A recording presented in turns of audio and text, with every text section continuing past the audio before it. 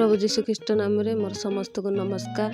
आज प्रभु मते वाक्य पढ़िया सुजोग देइथिबारु प्रभु को नाम गौरव हेउ। आज मु जो वाक्य पढ़िया जाऊ अछि आसंतु देखिबा। मार्क लिखित सुसमाचार 12 अध्याय 28 पदरु 31 पद पर्यंत। श्रेष्ठ आज्ञा। सेतेबेले शास्त्री मानक मध्यरु जणे पाखकु आसी सेमानंकु बादनुबाद शुणी ओ से जे सेमानंको यथार्थ उत्तर देउअछंती एहा जानी ताहांकु पचारिले समस्त आज्ञा मध्यरु कि प्रकार आज्ञा प्रधान।